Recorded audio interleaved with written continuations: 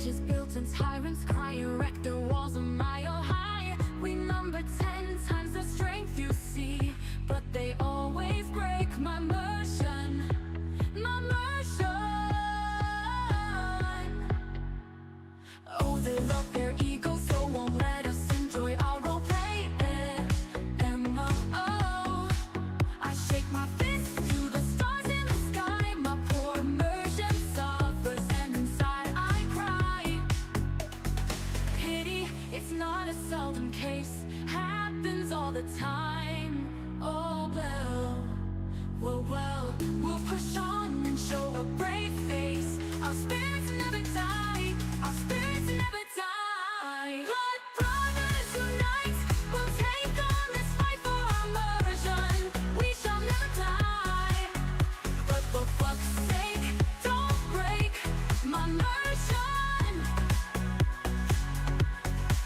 We venture long journeys to lands far, taking on dungeons and peace. Creepers follow, we say amen. Order 66 shall feast. We know it's 10 times the strength you see, but they always break my immersion. For fuck's sake, why they always wanna break my immersion? Pity, it's not a seldom case, happens all the time.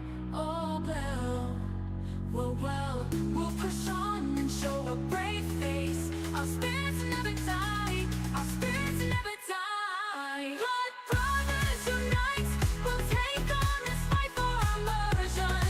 We shall never die, we shall never die. The end of the day, what more can we say? We're trying to enjoy our MMO roleplay. For absolute fuck's sake, give us all a damn break. Stop ruining my immersion.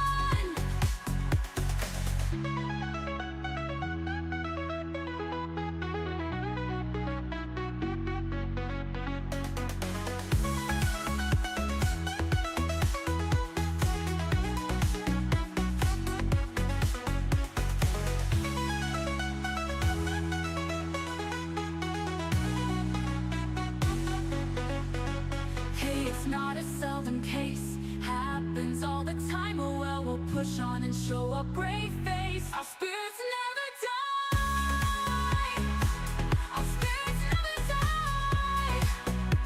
Oh, blood brothers unite, we'll take on this fight for our immersion.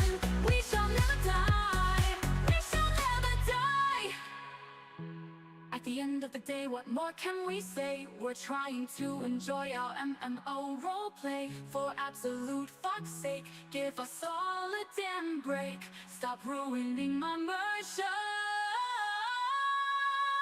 Blood brothers unite, we'll take on this fight for our immersion.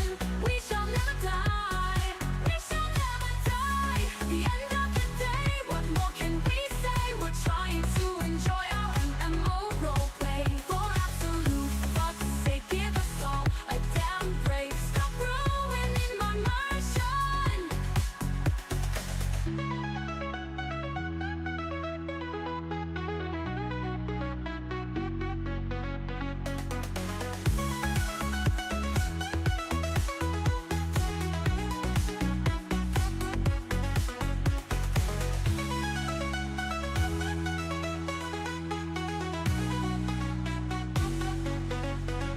Hey, it's not a seldom case, happens all the time. Oh well, we'll push on and show a brave face. Our spirits never die, our spirits never die. Oh, blood brothers unite, we'll take on this fight for our immersion. We shall never die, we shall never die. At the end of the day, what more can we say? We're trying to enjoy our MMO roleplay. For absolute fuck's sake, give us all a damn break. Stop ruining my immersion. Blood brothers unite, we'll take on this fight for our immersion. We shall never die, we shall never die. The end of the day, what more can we say? We're trying to enjoy our MMO roleplay. For absolute fuck's sake, give us all a damn break. Stop ruining my immersion.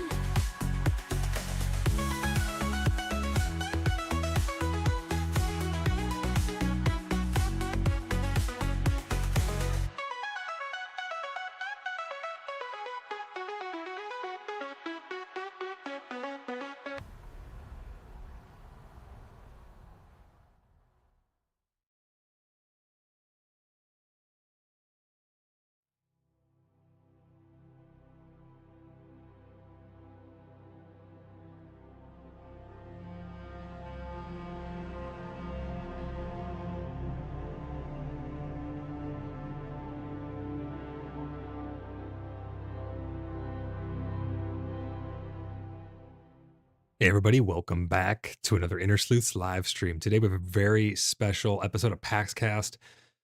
There is quite a bit of info in this drop, and I am really looking forward to going over this with all of you guys. I hope everyone is having a great post-Thanksgiving, eating all your leftovers, having a great night with some good friends. Thanks for tuning in tonight as we get into the marketplaces, the gold economy, and the much anticipated grace system, which we believe is tied directly into the church from all things that we know so far. But before we get into all of that, I want to say a huge thank you to all of my channel members. Big shout out to you guys. Thank you for supporting my work. I really do appreciate that. If anyone would like to become a channel member and join one of the 3 different tiers we have to support the channel directly, you can click that join button down below. A bunch of channel memberships have gone out lately. So you guys have been given 1 month of membership by other sleuths out there. So thank you guys so much for all the support. I really do appreciate it. I look forward to hopefully soon continuing as well the Shadows of the Veil, the Bloodstone Prophecy. We just put out our first episode. It's a role play series that we have just started. Bean, how's it going? Maven, how's it going? We just put out the prelude, which is the Hollow's Embrace. It turned out really, really great. Make sure you guys go and check that out. It's immediately following off the heels of our Veiled Mythos episode of Through the Veil. And this is going to be a really fun series to unfold for you guys. We still have more of the Gwendolyn story to edit. We have more of the Shadows of the Veil, the Bloodstone Prophecy. We have a ton of role play unfolding. I've kind of been holding off on the role play until the city got rebuilt and everyone around us started, finishing their builds and things like that, because no one really wants to engage in too much RP while they're trying to just build their house and stuff. So I understand. So I held off on doing any real big events until after I knew everyone was kind of done building, at least for the most part. I mean, you never really finish building in PAX A, let's be honest, but it has calmed down quite a bit. Up in the top left corner, as always, you can see our subscriber goal of 1,000 up there. We're getting close, and I now have my software, I think, ironed out all the way. So I'm going to be testing that probably a couple more times before we actually go live with that event. But once we reach 1,000 subscribers, we're going to do a 24-hour subathon where several hours will start off on the clock, and that clock can be extended further and further into the future, closer and closer to the 24-hour mark by doing things like interacting with Tangia, which you can currently see is paused in the bottom left corner, doing things like gifting memberships and all that fun stuff. So if you're not already subscribed to the channel, please consider subscribing to stay up to date with all the news here on PaxCast, as well as tuning into all of our role play and gameplay streams. We do all kinds of stuff here on the channel, and it's been a blast hanging out with the community. Speaking of community, if you guys would like to join the Cheeky Buggers United community Discord server, you can just type !Discord in chat and you'll get a link over to the CBU, the Cheeky Buggers United community Discord server. That's where we all hang out. We play all kinds of games. It's not just about PAX Day. We also play Star Citizen. We play a little World of Warcraft Classic for the 20th anniversary relaunch. We got all kinds of stuff that we're doing over there to fill our time and have fun with everybody. So if you're looking for a really great community to just hang out with and be a part of, please consider joining the Cheeky Buggers United. And if you'd like to take that to the next level, you can type !website, where you can get a link over to www.cheekybugger.net. That is where we process applications to join the Cheeky Buggers United, as well as the Order of the Blood Brothers. Everyone is welcome to put in an application, and we get to them in as fast as we can, really. Maven has been pumping through applications like crazy, so huge shout out to Maven. But it's a great place to hang out and play games, guys. Once you get vetted and verified, you will get the verified CBU member role over on the Discord, and then you get instant access to any private servers we host for things like Project Zomboid or Vintage Story in the future, any other games really that there's a desire to host a private server for. We have the capacity to do that free of charge for all members. Doesn't cost you anything. You just get verified, boom, you're part of the gaming community. Really great place to hang out. We're doing a giveaway this month. There's only a couple days left to get your entries in. How you get entries into our giveaways: be subscribed to the channel, and then go to any videos, shorts, or any other uploads that were put up during the month of November, and just leave a comment on it. While you're down there, if you want to, you can click that like button. It really does help the channel out. But just leave comments on our uploads throughout the entire month. You can retroactively go back and leave a bunch of comments if you want, and you'll get a bunch of entries. We're going to be doing the drawing here in a couple days to give away another copy of PAX Day, but that's how it works. You can only get one entry per upload, so if you leave multiple comments on the same video, you still only get one entry, but you can go to another video, leave another comment, and so on and so forth. Inspired Creativity, how's it going? Nice. A late stream covering the news. I'm not too late. It came out earlier today. But yeah, I had a bunch of stuff to do today, and then I already released the not the Veiled Mythos episode, the Shadows of the Veil, the Bloodstone Prophecy episode. I scheduled that because I knew I was going to be busy today, but now here I am catching a live stream with you guys. So hopefully it's not too late on the news. We're still day of, so hopefully it's not too late for you guys. I know a lot of you probably have already read through the news and stuff, but the unique thing about these streams is that they're a place for you to express yourself, to give your opinions, as long as it's in good faith. My favorite thing to do is to interact with you guys in chat and go over all of the stuff that's in these updates. I love to hear from you guys and hear your opinions on anything, if it's good, if it's bad, or if you're indifferent about it. No matter what, as long as it's in good faith, I want to hear from you guys on all these points that we're about to touch on, and there are a crap ton of points to touch on in here. I have the pictures blown up and ready to go as well. Did some pre-show checks, and we should be all good to go. Inspired Creativity says, I mean, late for you. Usually I see you on much earlier. I normally go like, yeah, early afternoon. But yeah, I put that video out at 12 today. If you haven't seen it yet, make sure you guys go listen to the Veiled Mythos episode of Through the Veil, and this last episode of the Shadows of the Veil, the Bloodstone Prophecy. This is part 1, the Prelude, the Hollow's Embrace. Really great stories. That went out earlier today. So here I am. I just got home, got some food, sitting down for the first time pretty much today to go over this news with you guys. But if this is your first time here, please do not be shy. Hop in chat. Let us know what you think about the things that are being added in or that are, upcoming. We like to do theory craft here on the channel as well. It's one of our favorite things to do other than chatting with you guys. I love to theory craft. I will always tell you guys that it is theory craft. I don't ever push anything as fact unless I know for sure, or it has come directly from the mouth of a mainframe dev over on the Discord, which they have been known to do. But without further ado, let's get into this article. If you guys know anybody who's thinking about getting into PAX Day, again, send them my way. I'll answer all their questions, show them anything they want to see, interact with them, and they can win a free copy of PAX Day right here on the channel as well. You can give away the free copy that you win. You can do whatever you want with it. So it's a pretty good deal, honestly. I'm going to go ahead and unpause Tangia. If you'd like to interact with Tangia, you can type !Tangia in chat now. It'll get you, oh my gosh, literal immediate jump scare. It cues them up. When I have it paused, it cues them up. Demoness, thank you for the Tangia. Really do appreciate that. Without further ado, though, guys, it's really great to see everybody tonight. I hope everyone's having a good night so far, post-Thanksgiving. There's a lot of stuff in here, so we're just going to hop right in. We're talking about marketplaces, gold, and grace, among other things. They did put out another little notice on the Discord. It's not on the website here, but we will be going over that as well. Let's scroll down here and hop right into this. I like to unpack things as we go through them. So if there's something of note that I need to stop on and have a conversation about, we absolutely will do that. I don't just read through and then try to go back to it or anything like that. Demon S, how's it going? Welcome into the stream. They start off by saying, they say Spotlight, Markets and Economy System. Hello, Paxians. We're excited to see everyone explore the new maps released with Proving Grounds. Rebuild new villages and castles and craft new gear to wander the Inquisitor's forts.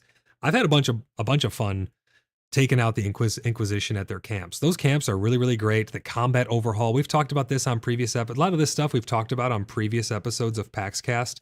So if you guys want our full dive into these different topics, such as these forts and stuff, we show them off in depth in other episodes of PaxCast, but I'm also more than happy to talk about it with you guys again as well. Anything that we need to talk about, we're going to talk about it here. Don't be shy. But those Inquisition forts are really, really great. They're fun to go through. I've noticed that named Inquisition are a lot more rare, like exceedingly rare, and I think it's just a side effect of the new forts. I think that they will balance and tweak the spawn rates of these named Inquisition as time goes on. Our next content update will focus on PAX Day economy system. With the addition of gold coins as currency, market stalls, and customizable trading, you'll be able to experience a more collaborative economy. Here's an overview of what to expect. So it's interesting. If I didn't know that this was, I read a little bit, skimmed this just so I knew a little bit of what I was talking about. If I did not know that this was going to be tied to the Grace system, I would argue that people will still be trading charcoal and steel and other rare, not rare, but really in high demand resources, because like I just feel like the gold economy, if they don't do a wipe, is going to be just be busted all to hell. That's my personal opinion. There's a lot of things in circulation right now that it just shouldn't be in circulation due to exploits and cheats that were happening really early on. I mean, Mez Fireball standing on the sides of the walls and stabbing bosses, they put an exceedingly large amount of resources into the economy. So the gold is going to be severely inflated.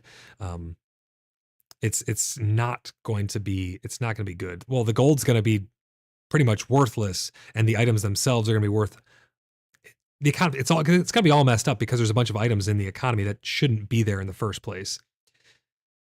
Blimpy says, "Oh, I thought it was delayed. I was stuck on the waiting screen. Refresh now, and I see I've been missing it." You always want to make sure on YouTube live streams that at the bottom there's that red bar. Always make sure that it's dragged all the way to the right. That means that you're caught up to live. For some reason, things like desync can happen, or if your internet lags out or anything like that, if there's any interruption in the connectivity, what it will do is it wants you to have a cohesive video to watch or stream to watch, so it won't actually skip you ahead unless you drag that bar all the way to the right. Maven says, "I wonder if the gold will be usable or useless." That's going to be the ultimate question, to be honest. I mean, obviously, I think we're going to talk about it down below, but I think we're going to be forced to use the gold for the economy, and not for the economy, for the grace system. So we're going to be forced into using it, which is going to make bartering kind of a thing of the past to some extent. Obviously, there's exceptions to everything. It's not just going to disappear and turned in for grace. That's kind of what it seems like. And again, I'll unpack things as we go through it, so we will get down to that down below. Blimpy says, "Yeah, I was watching while I was counting down live, but I didn't start when it got to 0. Oh no, that sucks, man. Yeah, make sure you're caught all the way up on live. We haven't really gotten into too much yet. We're still talking about the intro stuff here, so you didn't really miss anything just yet. But I'm worried that the gold will be kind of worthless besides for the grace system because of the inflation that's going to take place in the economy from all the items that were gotten through ill-gotten gains. That's just my own personal worry about the gold coming in, but we won't really know until we get our hands on it. I think that hopefully it comes with a full wipe. Hopefully they full wipe all the items and stuff in the game. Now that they've fixed a lot of the exploits and cheats. I mean, there will always be day one exploits for a lot of things, but now that they've gotten rid of Mez Fireball and people can't just go willy-nilly into dungeons anymore with tiny groups and just cheat their way through in order to acquire things and then flood the economy with them, if they would do a wipe, I think it would alleviate a lot of those pain points. But they may want to just get it into our hands at first, let it be all broken all to hell, and then they'll go about fixing it. I don't know. We'll see what happens when it happens. But we are going to be getting gold coming in, and they're hoping to build a collaborative economy with these gold coins. They go on to say gold currency, the new standard for trade. I find that hard to believe. I'm not convinced. Until I see it, I'm not convinced that gold will be the new standard for trade. Charcoal, steel, and other rare things, I think, are going to be way more valuable than gold. People have all these items again that they should not have that are just causing inflation in the market. The gold is going to be worth so little. It's really going to come down to how hard is it to acquire the gold? Can you make the gold from gold bars?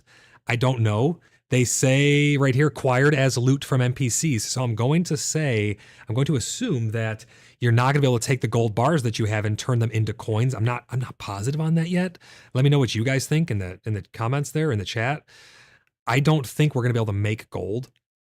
They say gold coins are currently becoming PAX Day's currency, acquired as loot from NPCs, making it a valuable resource for adventurers. Gold will serve as the backbone of trade, giving you a universal currency for buying, selling, and trading. This opens up exciting new avenues for earning and spending, adding extra value to every encounter. Stephen Kane, how's it going? He says, God, I hope we can not make them. Oh, yeah, from the gold bars. I mean, if you can make the gold coins from gold bars, it might actually help, because then you're going to have a skill in order to produce it. And it's not just going to be loot, buy. It's going to be it's going to be interesting to see this unfold, the economy unfold. Honestly, I don't know if it'd be better to make it, better not to make it. I'm just really worried about the balance of the economy come day one. Blimpy says, I have not been fighting NPCs much, mostly gathering and hunting and crafting. Right. So it's going to be excluding gatherers and crafters from really getting their foot in the door. The economy is going to be fueled by the mercenaries and the people who are fighting then, which I also find very interesting. If they're looting the gold from NPCs, let's just say they come from the Inquisition, the people who are going to have the most gold and the items to sell are going to be the ones. It's kind of a weird dynamic. They're going to have the most gold and the most items to sell because they're the ones who are going out and fighting, the ones who are clearing dungeons to get the rare sigils, which then are going to need to be sold to people who can't go into dungeons or who don't fight that much. The people who don't fight that much, they're not going to have gold. So it's heavily going to be pushed by combat individuals, people who are mercenaries and going out and farming these things. They're going to have all the gold, they're going to have all the rare items, and they're going to put them up for sale for more gold that not a lot of other people are going to have at first. It's going to be a very, very strange dynamic, I think, starting off. But they're saying that gold will serve as the backbone of trade. I'm not convinced. I'm really not. I think gold is going to be interesting, and I'm definitely going to mess around with it. But what good will the gold be if everything costs 10 million gold? What good will that gold be when you could just trade for the thing that you need most? Charcoal, steel, some rare ingredient. You know, it just kind of makes more sense to go straight to bartering. But the crafters supply the gear for the mercs, I guess. But then how? I mean, true, they're going to need to have the stuff turned into something else. Like, our clan won't have an issue with that because we have people who do everything in the Order of the Blood Brothers. We have people who are going to be going out collecting the gold. We have people who can turn the things into other things. I hope this doesn't create an economy within clans. I mean, and that's going to be up to the individuals themselves. But if you think about it, it could kind of be divisive within a clan if the people who are going out and earning the gold and earning the sigils are bringing back the sigils and having the crafters make them. Right now, we do everything cooperatively. We go out on dungeon runs together and we'll acquire items. We can get as many items as we need for the crafters and stuff to not only make stuff for people in the clan, but to trade with others as well. But now if it's going to be linked to the economy, everyone's going to be trying to make $1, and it's going to be kind of divisive maybe as opposed to bartering and cooperative. I don't know. Again, like I've said many, many times, it's going to be very interesting to see this unfold. Pete, how's it going? Welcome in, Pete. Hope you're having a good night. Blimpy says, I guess it builds guild cooperation, or rather forces it. See, that's what I'm worried about, because right now we do everything cooperative already. We go out and collect a bunch of stuff, people donate it to the guild bank, and then we produce it and turn it in. The way I see this kind of working is maybe we keep everything the same, and then we have a merchant guild. Everything within the clan is just given, helped people acquire it, donated. It's all outside of the economy, I think, is probably the best way to do it. Have everything within the clan outside of the economy. We just still go about helping each other acquire the sigils and stuff and making things for each other. But I think it's going to be very important to have a merchant guild, a merchant enclave, which we actually have within the Order of the Blood Brothers. It's called the Ember Exchange. So I had to check over there to check that page. It's the Ember Exchange that we have. And I think that will then be used to sell things externally. I think that's where the gold economy is going to come in order to prevent kind of divisiveness within the guild itself. Because I could see it being kind of like Well, I'm the one who went and earned the gold. I'm the one who went and earned the sigil, and you're just the one selling it or who crafted it into the thing and then sold it. And now you got all the value from selling the thing that I went and found. You know what I mean? I don't want that to happen within the Order of the Blood Brothers. It's not going to happen within the Order of the Blood Brothers. So I think what I'm going to really push for us is everything within the clan stays the same. And then we have the merchant guild who sells the excess of things. And then that gold goes into the coffers, which can then be used by people within the clan. I think that's the best way of doing it. And we're such a big clan, we're probably going to have large sums of economy, this gold, along with obviously the items that we already have. So I don't think it'll be an issue for us, but I really hope that this does not become a divisive point for clans, because some clans, I know that they require taxes and tithing and all these crazy things. In the Order of the Blood Brothers, we don't have anything like that. It's all based on donations. So people are just giving things that they have access of to their friends within the clan, and we just help each other out. I don't want it to become about the gold. Blimpy says, I've never been driven by getting gold in MMOs, just enough to support my plan, not interested in getting rich. Well, the problem is, I think I know they're tying it into the grace system. So it's not really about getting rich. It's more about player power now coming from this gold system is kind of what I'm worried about as well. But I want to know your guys' thoughts about it as we get down further into the article. Bean, how's it going? He says, sort of sounds like with the market stalls, which sounds like a simple box fastened up to look like a stall, we'll trade just within each stall. We have pictures of it. We're going to show that off, and we're going to go over that as well. Pete says, don't know how guild will work. I gave my supplies for free rather than destroying it when crafting. We need a recycle mechanic, speaking of destroying stuff. Oh, you don't know how the gold will work. I gave my supplies for free rather than destroying when crafting. Yeah, it's going to be interesting to see.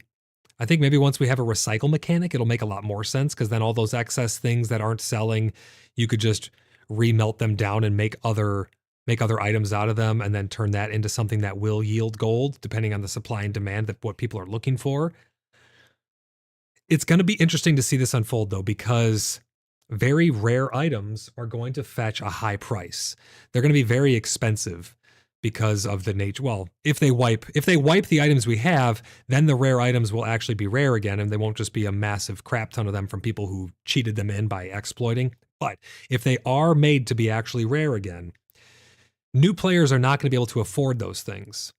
They're going to only be able to afford the lower end stuff, which is going to make a big economy for players to acquire those lower end things. And with some of the news that we have that they posted after this, it's not in this article, but it's over on their Discord. They talked about how, and we're going to read through that stuff as well. They talked about how they want it to be very difficult to climb your skills. Some of the skills right now are way, way too easy in their opinion to climb, and they're going to be made much harder. People were complaining a lot about alchemy. They said it's intended. Alchemy is supposed to be gruelingly difficult because we don't want people to be able to have every single profession, which I think ultimately will be good for the game, because it'll kind of push people a little. Oh my God, that scared the crap out of me. I was deep in thought. That absolutely scared the crap out of me, Devidas. I think that it will be good in the long run, because it's really going to push people to have more of a social interaction with others. And that's what this game is all about at the end of the day. Blimpy says we really need recycling. Yeah, absolutely. It's painful dropping things on the ground. Well, now you'll have a market stall to put them in to sell. But again, who's going to want to buy all those things if there's such a big excess? I think you're still going to see free bins. If this was not directly tied to Grace, I would say it might be dead on arrival. We don't know what else is coming along with it, though. It's like I tell people with some of the other changes we have, we just don't know what else is going to be coming along with those as it evolves, as the game evolves. We don't know what's going to be coming with those changes. Steven says, I really hope they do item wipe for the economy. Yeah, I think it's kind of necessary, but I don't know if they're going to do it at first. They may just push the economy, let it be broken as all hell. We'll just test its functionality, and then at a later date wipe. I think they're really trying not to do too many wipes, because I feel like they think that it will put off a lot of people. Hopefully it's not to the detriment of the game. Hopefully it's not holding them back from testing things that we need to be testing. Blimpy says, I guess that is good. I like being a jack of all trades, though. Yeah, I mean, you probably still can be a jack of all trades, but you're just not going to be a master of any. You're going to put all your time into getting all of your skills up to maybe a moderate level, and then it's going to be way too hard for you to focus in on anything else because you have so many things that you're trying to manage. But I think that will be good for social interactions. Bean says, so who wants 8 boxes full of wrought iron cross guards? Oh my gosh. Let's continue down here in the article. Oh, so here's the icon of the gold. I actually have one of these to show you guys. Give me 1 second. Let me pull this up. This is image number 2. It looks like it says Oro Day. What does that say? Vakuns or something? Vakuns? I don't know. It says Aura Day. That's what the gold currency icon is going to look like. Hopefully we can put them into little bags and satchels and stuff. I think that'd be really cool. If anybody knows what that says, let me know. It's kind of hard to read upside down. VOCUNCAS?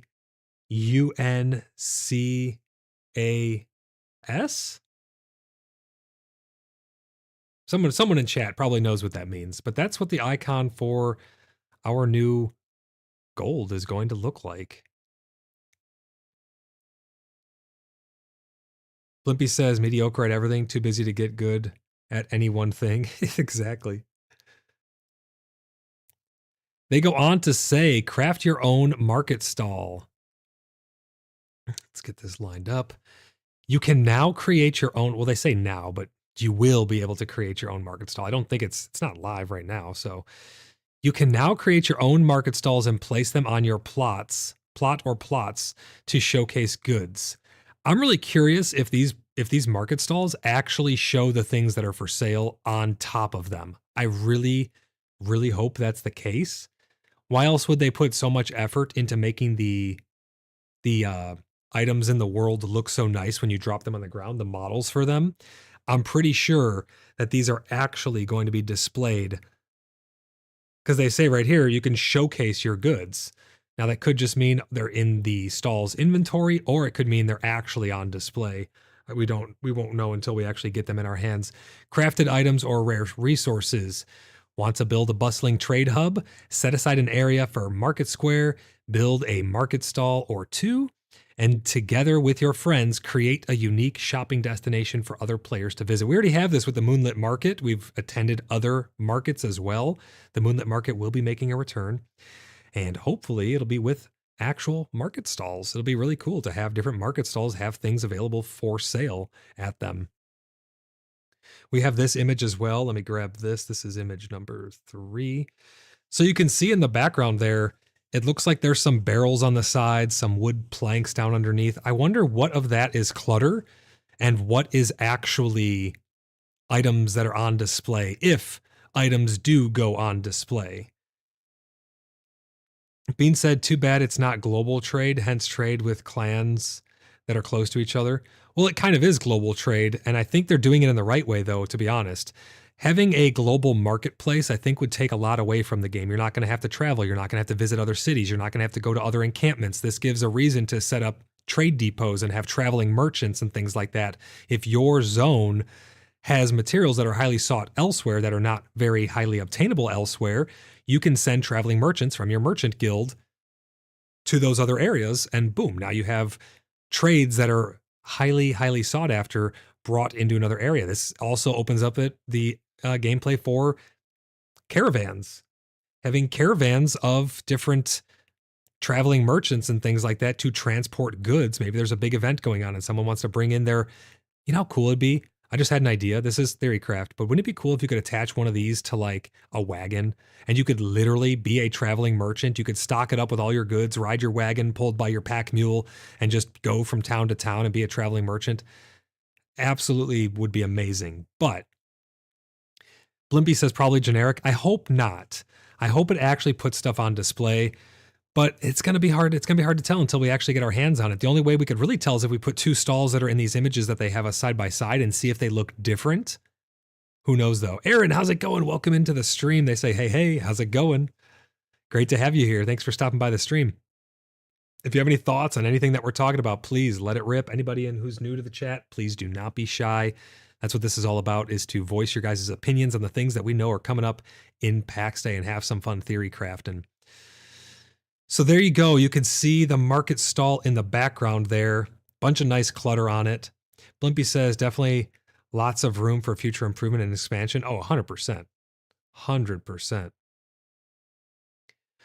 Browse and buy from other stalls. Exploring the markets is now more exciting and accessible. I don't know what they mean by exploring the market is now more exciting and accessible, because like there really was no market. It was kind of just like, hey, what do you have to trade? I have this. Okay, cool. Drop it on the ground. I drop this. There was really no market. So exploring the market is now exciting and accessible. Now we have a market to be excited about and have some level of accessibility in the first place. With the ability to browse other players' market stalls, you can now discover an ever-changing array of items, which again, we were bartering before, so it's not like these items didn't exist before. You could still trade for these things. It was just we didn't have a stall to be able to do it at. Plus, with filtering and sorting options, you can easily find exactly what you need, whether it's rare crafting materials, armor, or unique collectibles. Salty Veteran, how's it going, brother? Welcome into the stream. He says, Evening Void. Hit me with the double brisket. Great to see you, Salty. Thanks for stopping by. I'm really looking forward to hearing your opinion on some of this stuff as well. Mascus, how's it going, brother? He says, hey there. It's Levin from across the river. Looking forward to the economy updates. Yeah, I think we're all really looking forward to messing around with any form of update, really. I think any update that comes to this game, people are going to be excited about because it's something new. Development can seem like it has been a little slow, and that's fair, but I think they're really working on doing some cool stuff behind the scenes, and I think it's all going to come together in the big picture at the end of the day. But until we reach that, we can only talk about the things that we do know. Cat died. Welcome into the stream. How's it going? Welcome back. Thanks for stopping by. Hope everybody's having a good post-turkey day, eating some leftovers, having a good night, enjoying some Inner Sleuths here on YouTube. It's really great to see you guys and to hear from you. I'm really looking forward to getting all of your guys' opinions on a lot of the stuff that we're going to be going over here. So they say you can now browse and buy from other stalls. I'm going to bring up some of these images that we have here. What's this one? Here we go. Cracked lockets. This is creating a sale. We do know that these sales are going to be asymmetrical from what they've said in the past, unless that has changed, which means you'll be able to put stuff up for sale. People can then go to your stalls, presumably even if you're offline, and purchase things from those stalls for X amount of price. The money will then most likely be stored inside the stall, and you go back to collect it, or it just goes into your global inventory or something like that. I don't know. Hopefully it's physicalized. That'd be really nice. But you can see here, they're creating a sale of a cracked locket times 5, so you can sell multiples. You don't just have to sell one. I'm really hoping that it works kind of like this. You can put the sale for cracked lockets at, this would be my dream economy, essentially, for a market stall, though. And this is theory craft. This is what I'd like to see. But imagine this. What if you could put cracked lockets for sale at, I don't know, 100 gold? I have no idea if that's a lot of gold or not, but you put it up for 100 gold per locket, and then people can just choose to buy. You have a supply of 1,000 lockets. They can choose to buy 100 lockets. They could buy all 1,000 lockets if they have enough space and money for it. So it could be like a sliding scale. It'd be pretty interesting to see, but it looks like here, creating sale, cracked locket times 5, add total price. So that's gonna be the price for 5 lockets, it looks like. And then you create the sale. For each sale, a fee is charged depending on the price. That's what I'm worried about.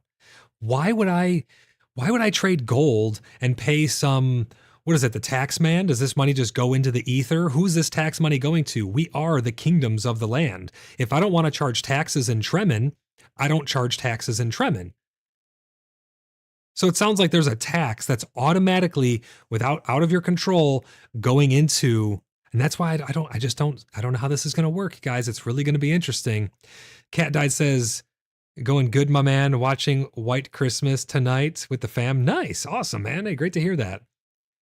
Mascus says, Blimpy Boy, the fancy frog will be opening soon. Until then, come by and say hi and take a look around. Salty Veteran says, how's the Bloodhaven City build going? It's going great. It's honestly going great. We just showed it off in last stream. It's really looking good. We're about to start kicking off some role play. Make sure you catch up on the role play episodes that I've been putting out. A lot of fun stuff going to be taking place in Bloodhaven coming up pretty soon. We're going to get some events made as well. Salty Veteran says I'm going to have to come by and visit soon. Absolutely, man. Absolutely. Bean says, sounds like there's a sales tax, or sounds like there's going to be a tax on each sale. That is what it sounds like. Gwydion says, could be the tax is for using someone else's stall. Maybe, but it doesn't really seem like it. We can only go based on what we have available here. So it could be, and maybe the tax is set by the person who made the stall. I don't know, but that would be weird because if you set the tax and the sale price, isn't that you'd really just charging more for the item? It just seems interesting. And if that was the case, why would you use someone else's stall? I guess maybe if you go to an event, you put stuff for sale because you're allowed to. But the permissions, we have permissions down below that we'll go into as well. The permissions aren't that great. They're basically the same permissions that we already currently have. So it's not like I can give a random person access to my stall and then charge them a tax. I would like to see something like that. Not really a tax, but a fee for using the stall. I don't know, 10% of all sales for coming into Bloodhaven and putting something up. And that's only for external, not for clan members. That's like if you want to come to the Moonlit Market, take part in the event, put up a bunch of stuff at a popular market, then you would pay a fee to whoever's stall it was. This looks like it's just a fee that just goes into the aether. If I had to, Pete says Trump tariff. Yeah, this seems like it's just a fee that just disappears. I don't know. I could be wrong. Deadbird says down with the taxes. Absolutely. Yeah. We're not going to have taxes. Maybe, we would have a fee for people to come and use a stall or some other service. Like we have several people who have places for rent in town. They rent them out for charcoal and whatever it may be. And then you get a room in the inn and it's fun role play.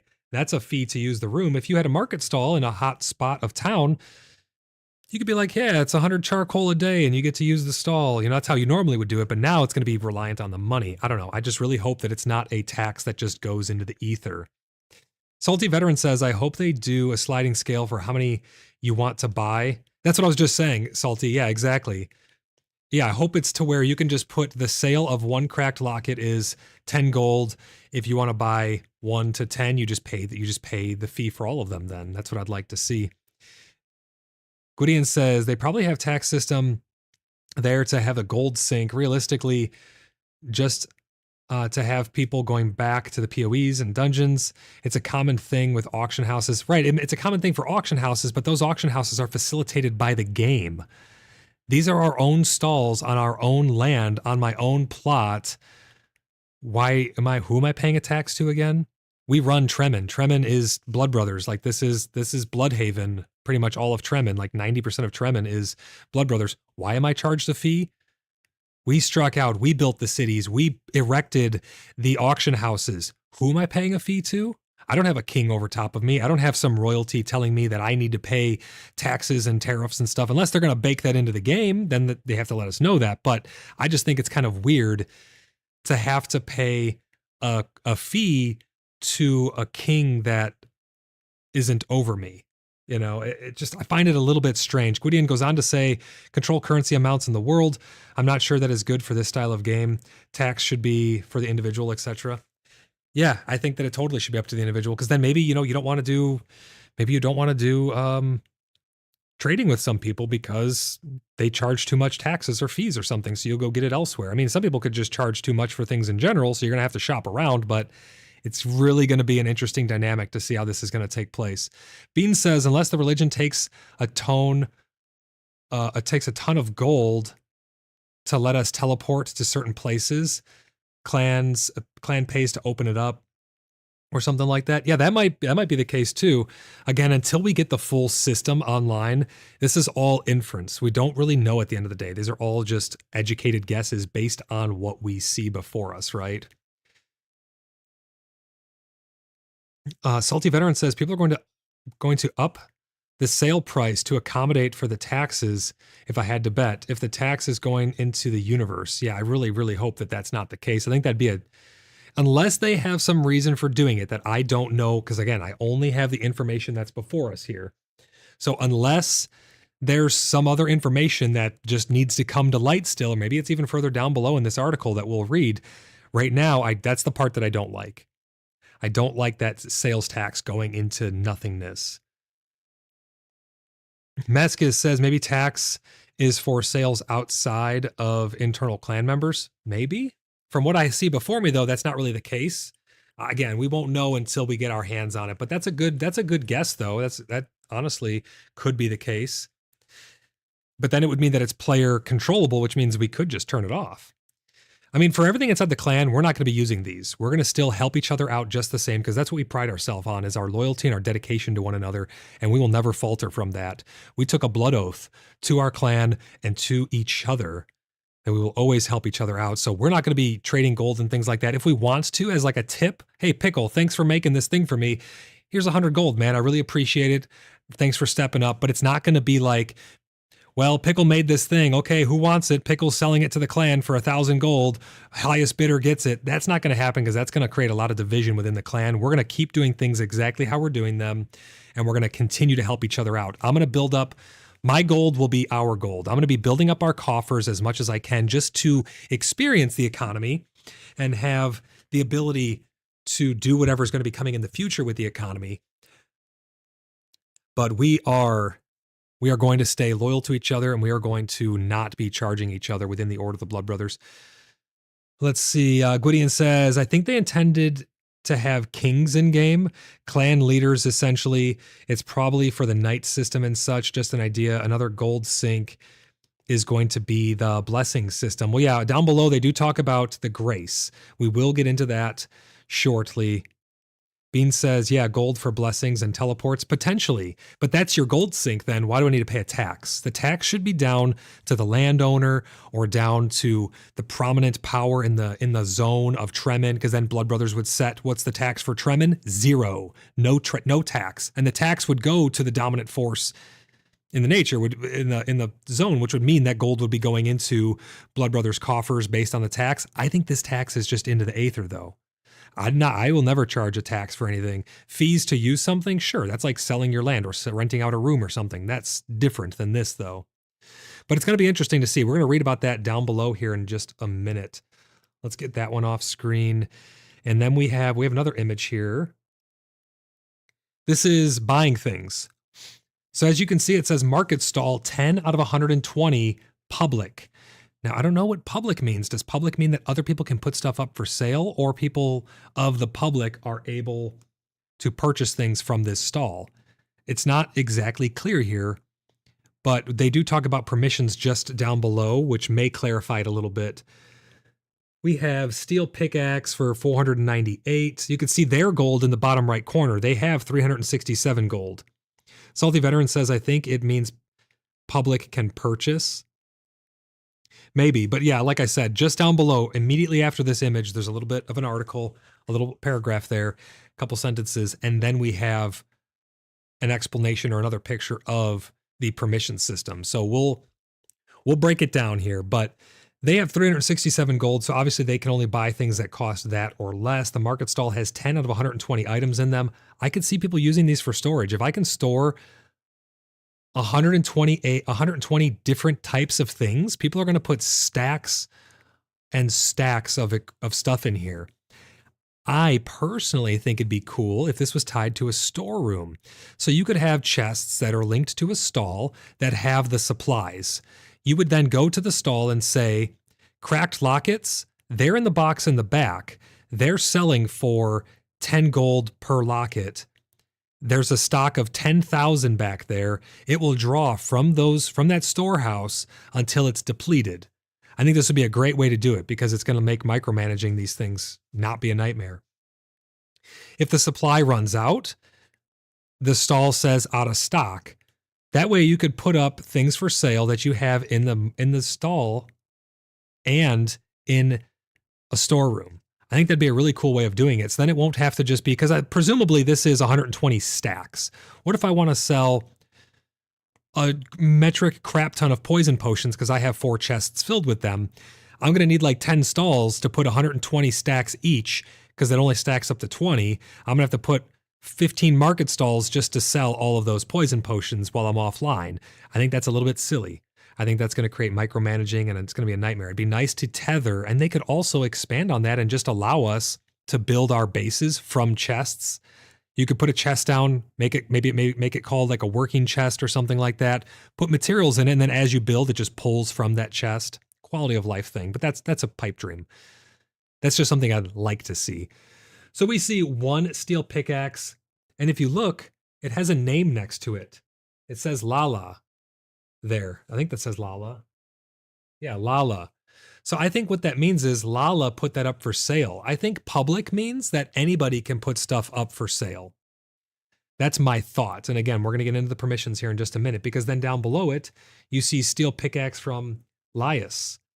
And then you see steel chopping axe, munitions breastplate from Lias, topaz, worn out sigils, fir branches, which is freaking hilarious. 5,999 gold for 5 fir branches. They don't even exist anymore. They took them out.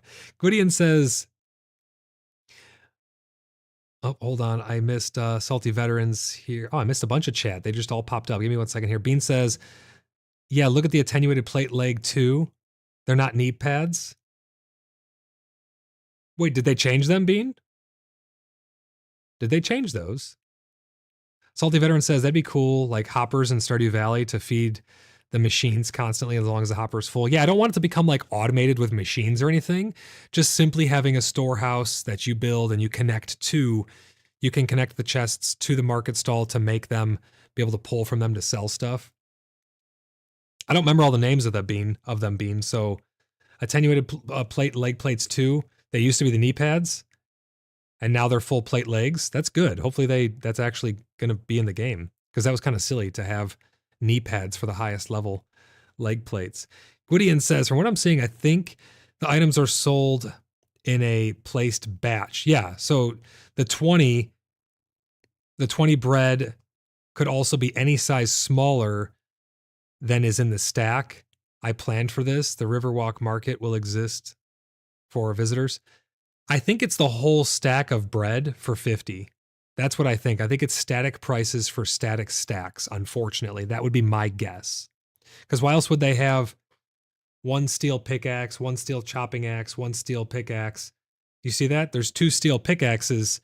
Well, they are posted by different people, but they're different prices as well. So one person is selling one for $4.99, one person selling it for $4.98. So 2 people can sell stuff at the same stall, but for different prices. That's really quite interesting. Are the quality Nubic leather blacksmith gloves, were those always in the game, or are those new? Those things at the bottom there. Mascus says, yeah, tethering sales to a chest and using the same idea for building and crafting from would be fantastic. I thought public was like chest. The stall would be open to the public. Yeah, I think that public means that anybody can put stuff up for sale in there. But then what happens if you pick up the stall? Who gets all the stuff? So you could put a stall up at public, people come and sell a bunch of really expensive stuff there, and you just pick up the table and take everything.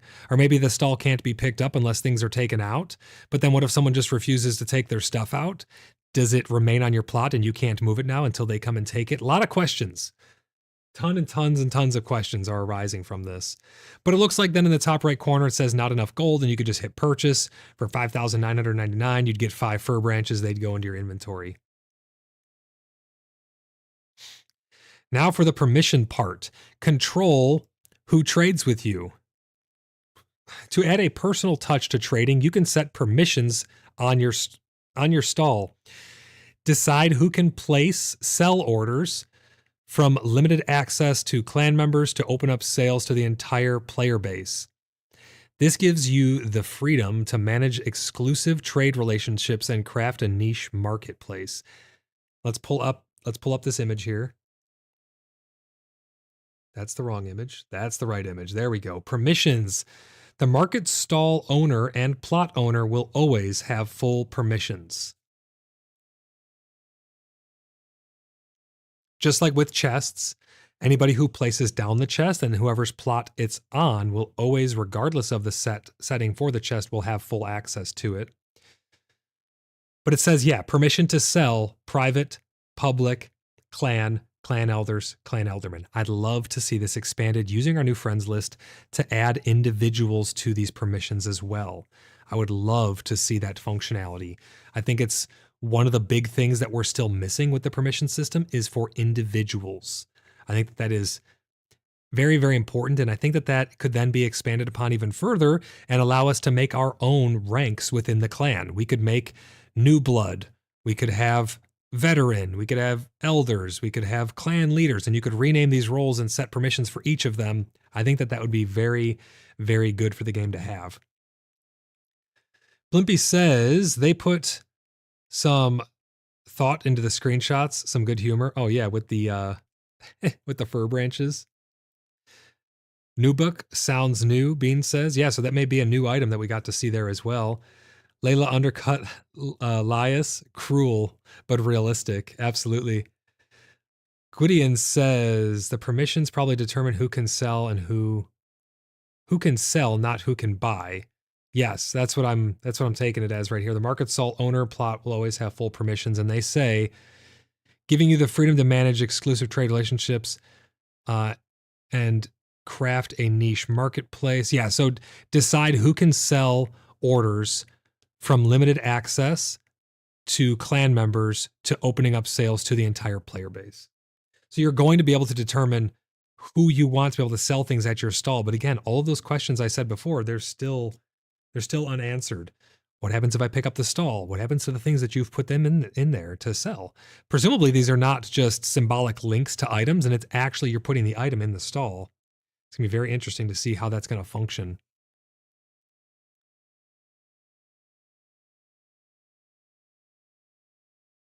Let's take this image down here. So they say whether you're returning whether you're venturing out to collect gold, crafting rare items, or building a thriving market hub, everyone can find their place in this exciting new economy. But this is just the beginning. Gold will soon have another significant role, acquiring grace. You might be wondering, what is grace? Let us give you a sneak peek.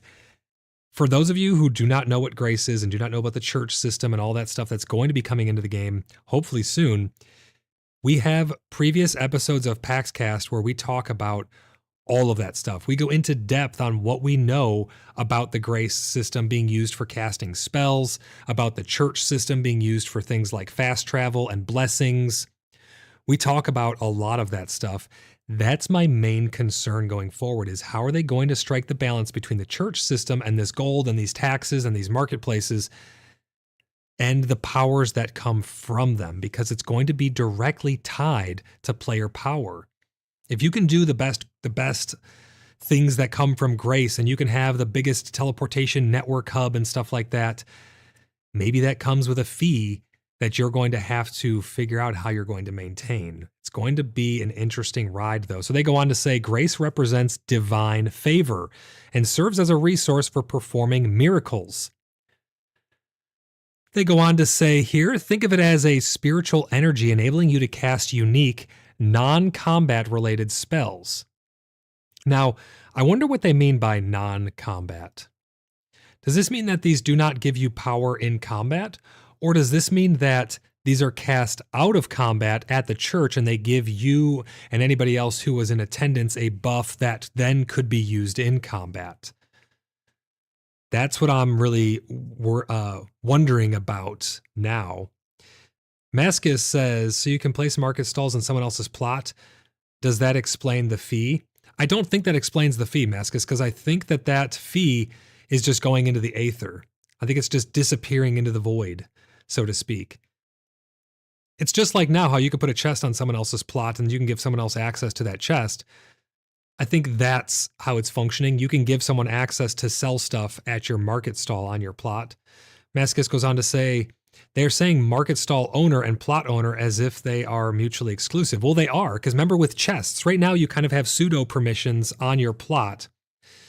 If I take a chest and you open up your plot to public and I place my chest down on your plot, Mascus, and then you reset your plot to private, you have access to that chest and I have access to that chest. Even though the chest is mine and it's set to private, you have access to it. So if you give access to your plot to your clan. Your clan can then put down market stalls, and they own the market stalls, but you own the plot. You're the landowner. So you have access to everything that's done within your plot. That's the way it works currently. Gwydion says chests don't let you pick them up if you have items inside of them, so probably like that. Well, then my question, Gwydion, would be, what if I put down a market stall on your plot and I put stuff, or let's just say Pickle puts down a market stall on your plot and I put stuff for sale in that market stall because he set it to clan. How do you ever pick that up? You as the landowner should have full authority over your land. How do you pick up that market stall? Let's say the person who put something in there disappears for a while. You can't get them to take their stuff out from sale. Can you just take the stuff out of it from sale? If so, you can now steal people's things who you're letting them sell stuff on your property. It's going to be an interesting problem to solve, I think.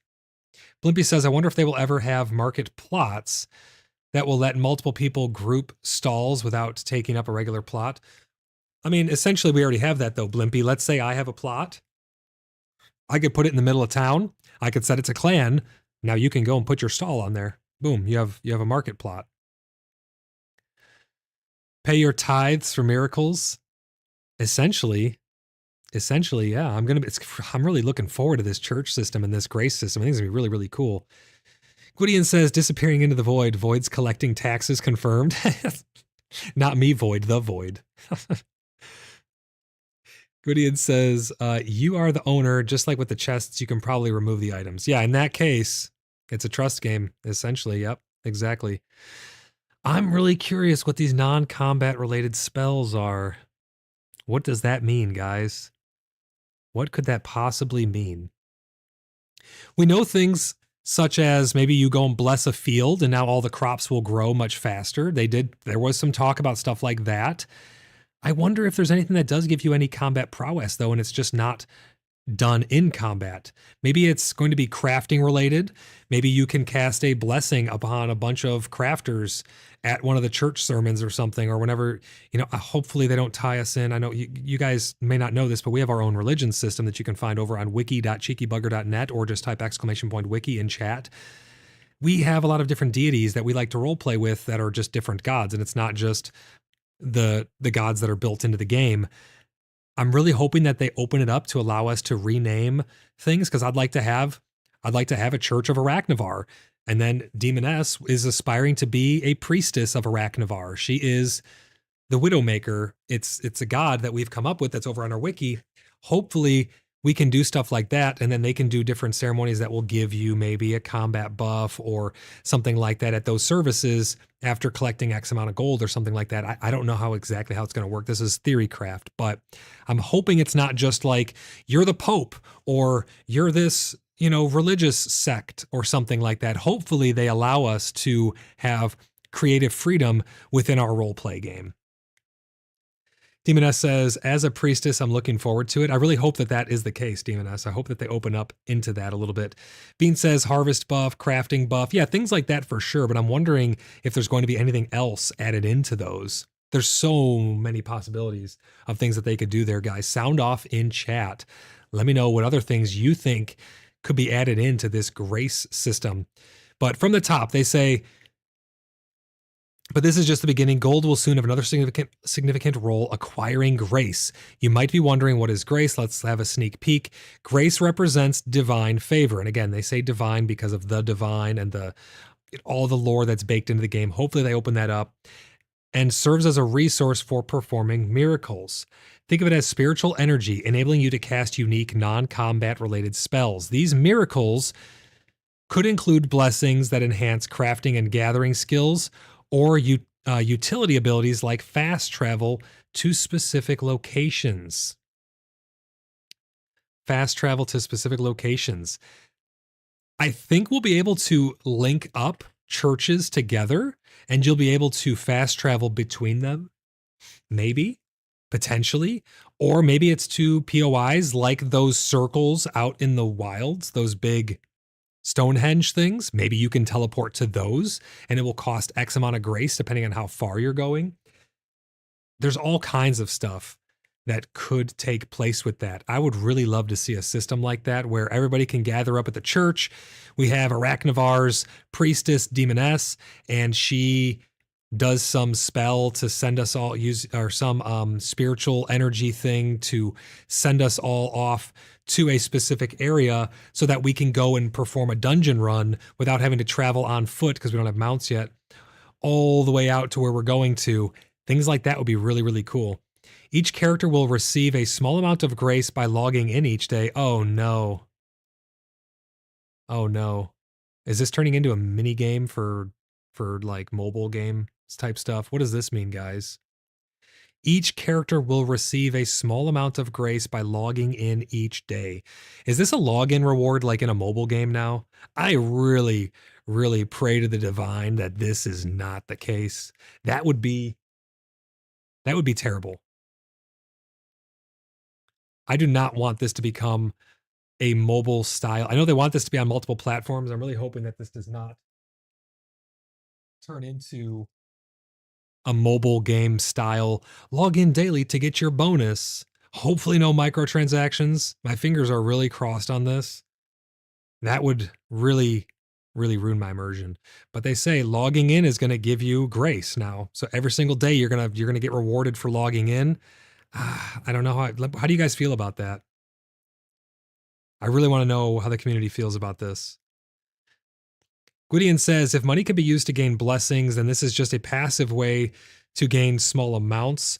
Also, they plan to have it as an MMO, so having a dailies for MMOs is normal. Yeah, a daily quest or a daily something that you could do to acquire, but login bonuses are almost exclusive to mobile games with microtransactions and stuff. I don't know. Mascus says, no, I think grace and other things should be earned. Yes, I agree. I think you should have to have gameplay behind it, not just, well, I logged in for the day, now I'm going to log out, I got my grace.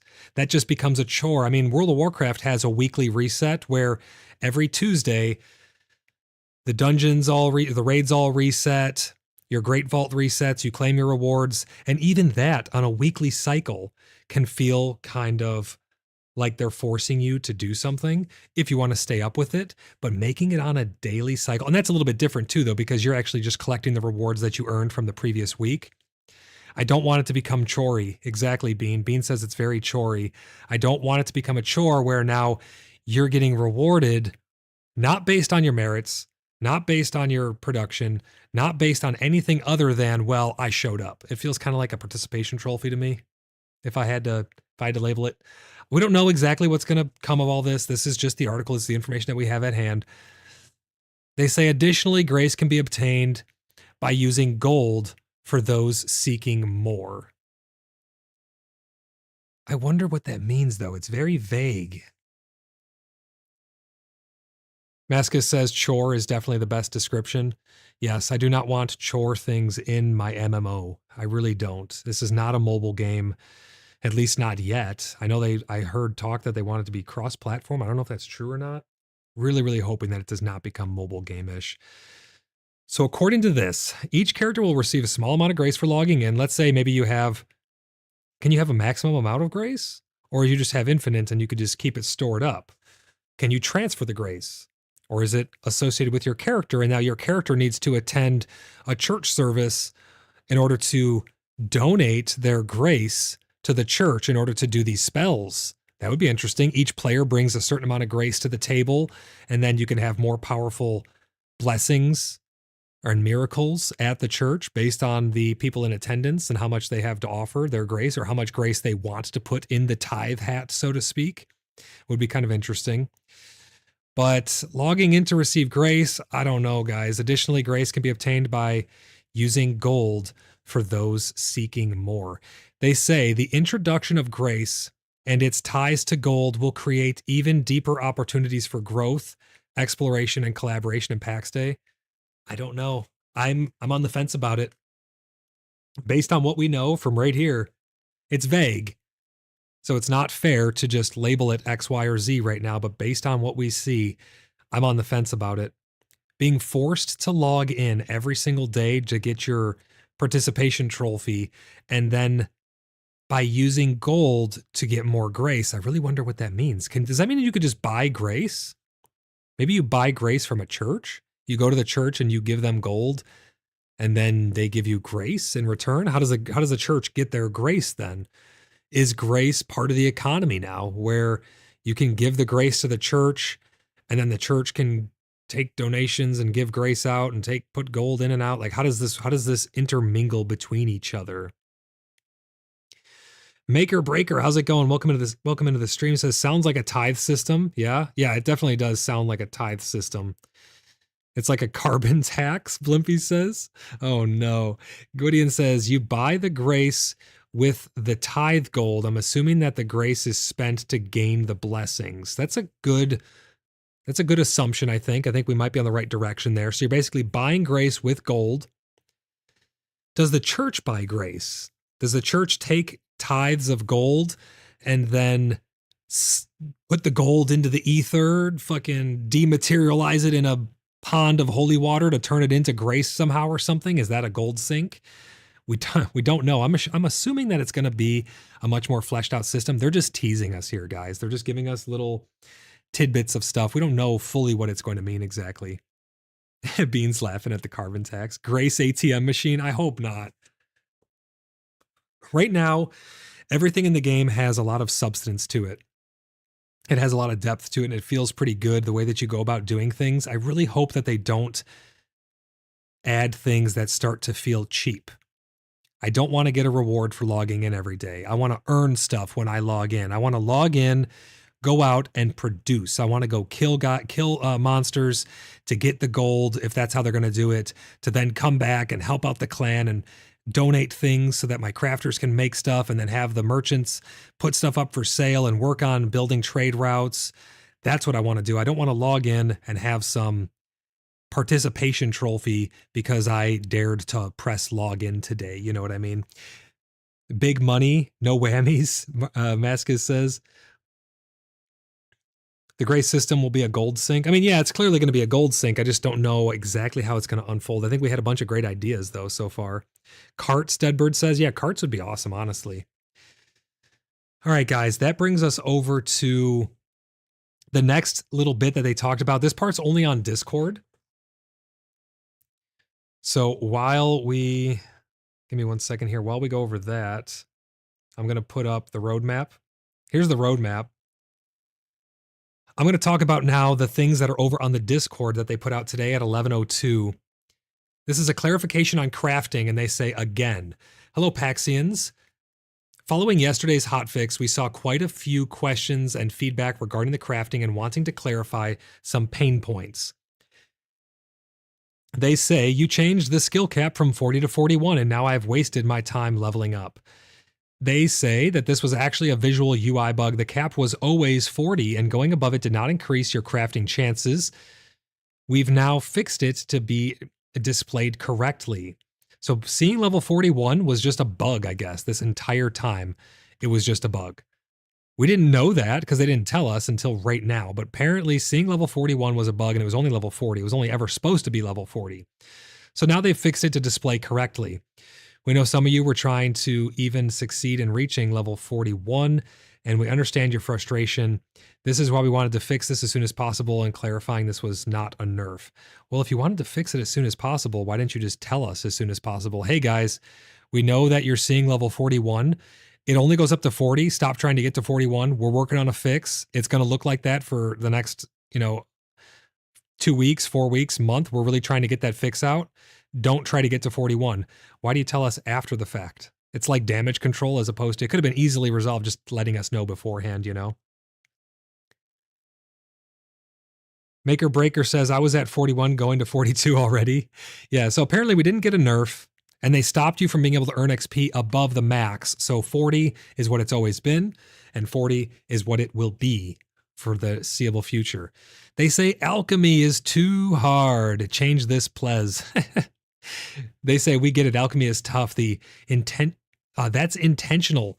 Skills in the game aren't designed to be mastered all at once by a single character. Some, like alchemy, are meant to take longer.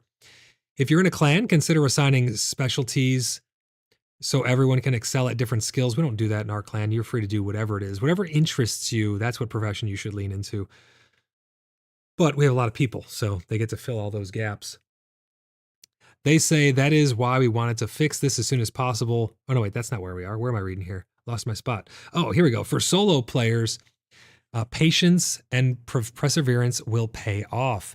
Try focusing on fewer skills at a time for better progression. I think this is an overall great feeling to the game. I've always been a firm believer, and I do this with my private servers as well. I always make things pretty damn tough to achieve because then once you acquire it, once you achieve it, you feel a sense of satisfaction. You've actually earned something. And that's probably why I don't like the whole idea of logging in to get a reward. That's mobile game stuff.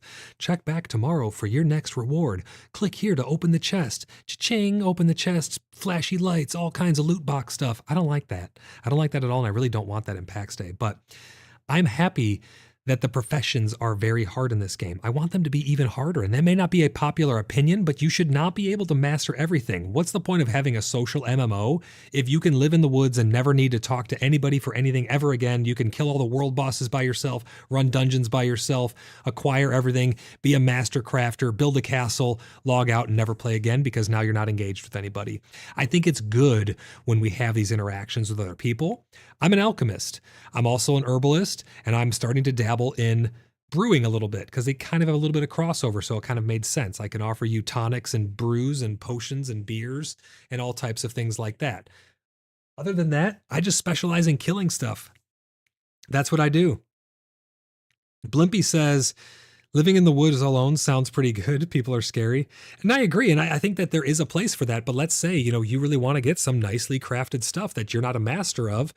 You're going to have to travel into town or wait for that traveling merchant to come by on your road, on your path nearby, in order for you to wave down the ice cream man and have a good interaction. Like you're not going to be able to master everything. And I think that that's okay.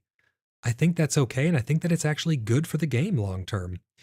They say, please note that some changes will be soon made to Meadowsweet spawn. They'll be added into the wetlands and biomes along water, as long as they're not in a forest. So the Meadowsweet, I guess people were having issues finding it. I had a bunch of it, but apparently people are having an issue finding it. It's not going to spawn in forests. Oh, also, there'll be bigger at some point to be able to be better noticed. The next point they touch on here is resource stacks are not logical. Too many bones, too small stacks. Why are you hurting us like this? That's the question. It's literally what it says.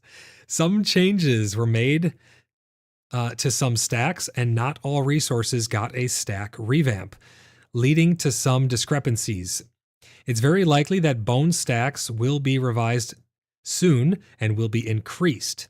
Note that we plan to readjust all stacks early next year to make them all more consistent. So early next year, what does that mean? January, February, March for quarter one? Normally things go based on quarters for games. Is that quarter one? We're going to be getting a overhaul to all of the stack sizes, which I think is great. I mean, hell, I'd like to see piles in game where you can actually pile stuff up. But nevertheless, having larger stack sizes, I don't really see a problem with that. We don't have an encumbrance system, so you're just limited to what you can fit in your inventory, really. It doesn't have to be realistic. Sometimes being realistic simply for the sake of being realistic takes away from gameplay. So I don't think that it needs to 100% line up with realism. So increase the stack sizes, make it a little easier on us. I'd like to just see chests increased. If I could just ask for something, make the chests a little bigger. I mean, what is the downside of making chests bigger? I need to have half the wall of chests that I have, and let us, for the love of all that is holy, please let us retarget the ones that are at the top again. We right now can't really target ones at the top. I have to slam dunk jump just to open the chest at the top. But early next year, guys, we're going to be seeing stack size changes. Let me know in chat, what are the stack sizes that you think need to be adjusted the most? What are the ones that have been plaguing you the most? I'd like to see arrows not stack as high in stacks, but then you could make a quiver, and that quiver would allow for higher stack sizes of a single type of arrow. I think that'd be really, really cool, to be honest. It'd add a bunch of immersion. The next thing they talk about is jewelry, and this has been a hot topic for people ever since Alpha when they took away all of our fancy jewelry. Jewelry does not seem to be that useful compared to other skills. Why is this, they say? Spoiler, jewelry is planned to get a glow up by spring next year.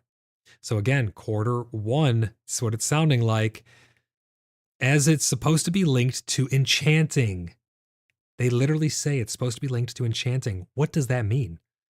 Is this a new profession where you can enchant your gear, your magic items, your rings and stuff? You can imbue them with magical properties of some sort?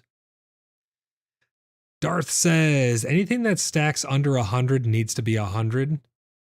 That's a pretty good broad statement. I think that wouldn't be too bad, though. Bean says, steel arrows only stack to 25. Per not 50 like wrought iron. Oh, the steel ones. Yeah, but imagine now if you could put those into a quiver and now you could stack them up to like you put 200 arrows in there or something crazy, 150 arrows in there in a quiver. That'd be really nice, honestly. Maker Breaker says they used to provide skills. I'm looking forward to seeing what enchanting is going to bring in the future. There are so many things they could do with that. It'd be really cool if you could take like a gold ring and then you could enchant it to give you, I don't know, small stat boosts or something like that. That way you could really dial in your character to be specific to what you want them to be able to do. Maybe you increase your healing. Maybe you increase your speed. Maybe you're giving yourself a little more tankiness or something like that. Regardless, jewelry will have some purpose in the future. They say, as all stats would probably be changed by then, we think it'd be best not to include any stats for now instead of having to change, having a lot of changes later. I'm not always on board with that. I think sometimes getting things into our hands and letting us mess with them is better in the long run, because then you get more data, you get more feedback on it. But nevertheless, they're going to be withholding those enchants and jewelry until spring. So if you're messing around with spring, I'm assuming we're going to have a wipe by then. We're going to have had already another wipe. I could be wrong. I think maybe they'll do a wipe maybe around that time. Who knows? They don't want to do it too early. Otherwise, people are going to lose their minds. But Bean says, only if I can see the quiver on my tune, kind of like a backpack. No belt pouches. You don't want belt pouches? I think belt pouches might be kind of cool. Blimpy says fanny pack and cargo shorts. Right? So jewelry next spring. Stack size overhaul early next year. So probably, Q1 as well. The next thing they talk about is something seems off with the leatherworking bench. Don't you think so? That's the question. And it says, we're looking into this currently and will certainly make some changes, especially when it comes to drops of large animal hides, so that they not only drop from bears, but also on stags, depending on your skinning skill. So again, getting your skinning skill up is going to be very, very important. And they go on to say that, as we know, not everyone can gather as a group to manage to kill a bear. I mean, you could solo bears, though. Like, bears are pretty easy to kill. I guess if you're a new player, not so much. But if you're a new player, you probably don't have your skinning or your leatherworking up that high anyways, so you won't need those leathers yet. But yeah, you could solo bears quite easily. I think I could probably take out 2 bears, to be honest. And they say more info on this pretty soon. So more hurry up and wait there, unfortunately. But they're going to be making some changes to the leatherworking bench and leathers and animal hides and things like that going forward. Bean says, yeah, you could solo bears. New guys, not so much. Yeah, that's true. New players, probably not so much. But, they're going to have this gold and stuff. So they'll be able to go to those Inquisition camps, take out a couple of them, get enough gold to come and buy armor from us, go back out, kill a bear. Like, I don't know. I just think that it's going to be kind of a pretty good loop, I would think. The next point here that they talk about is resources and animal spawns have changed again. It's breaking my farming routine. I'm okay with this, guys. This may not be a popular opinion, but I am honestly okay with this. I think they should have dynamic spawns for all of these things, including animals. They should have like migration patterns. And this is Theorycraft. If they had migration patterns, and if they had, like, for instance, if you overharvest something in an area, it starts to grow up somewhere else, have dynamic spawn so these things are moving around in the world and it's not just, I take this one loop. And I think they address that here.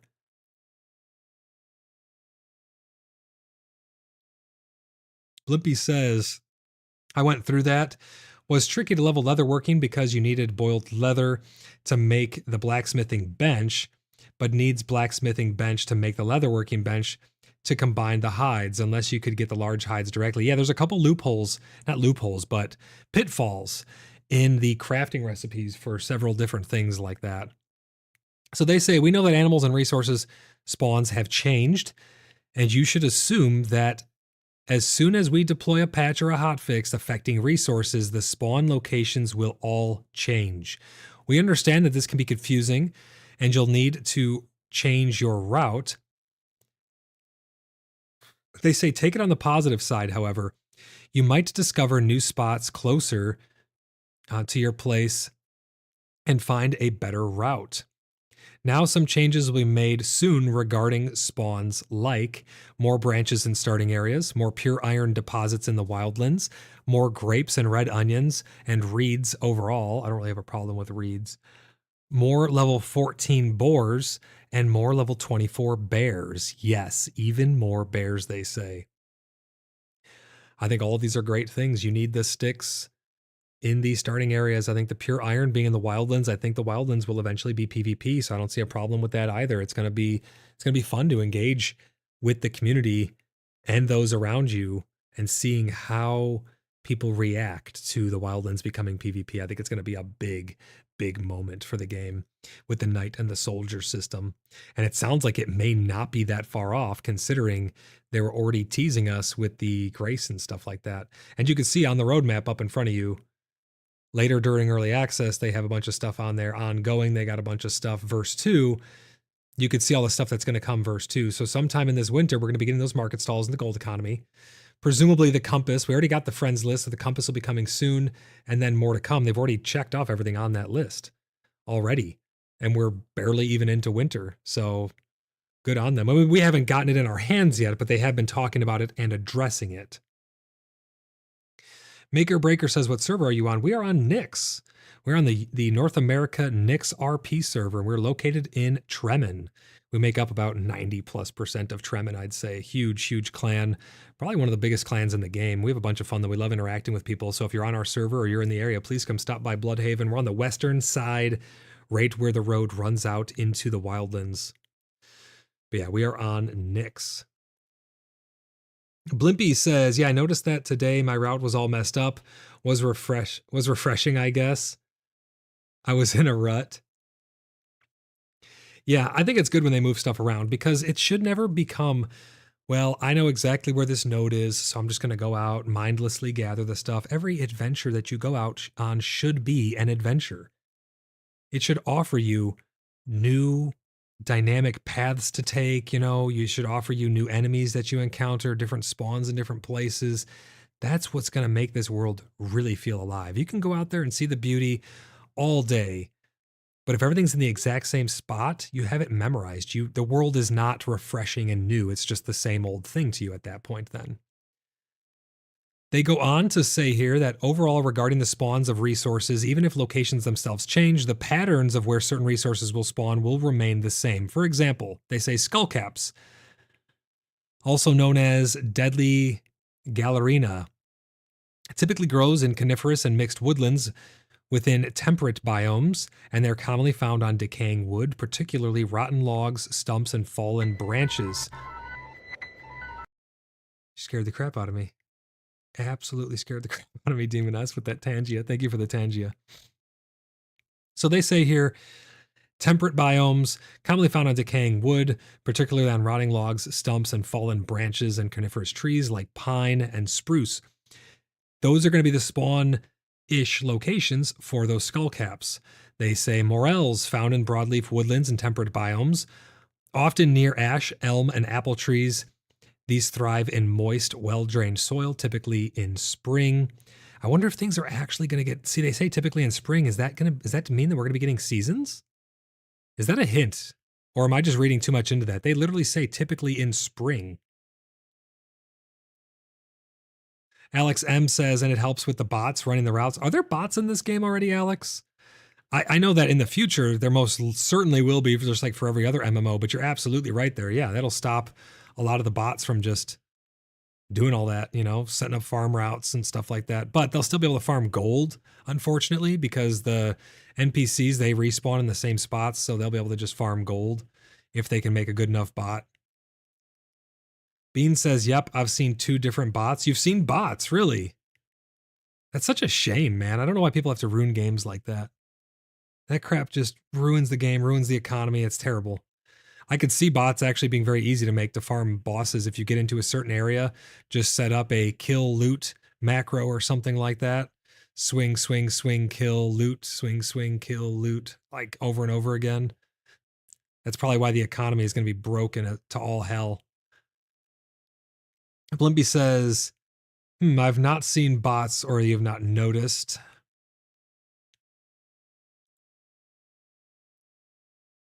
So they say spring, guys. I don't know what that means. Typically in spring, hopefully we get seasons. We know we're going to be getting weather.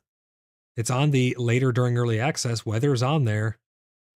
I'm hoping that we get seasons, not just weather. I want rolling weather that comes in for immersion, and I would love to see seasons, but the seasons can't be too fast. Like in Vintage Story, you can adjust the seasons, and I always make them quite long because you want a nice big long growing season, then you want a hot summer, and then you want fall where it starts to get crisp, have time to prepare for winter, get those last hunting in for hunting season, and then winter comes around, and it's nice to be able to have that harsh time to try and survive where things don't really grow anymore. I think that'd be really cool for farming. I think it could be very immersive for travel.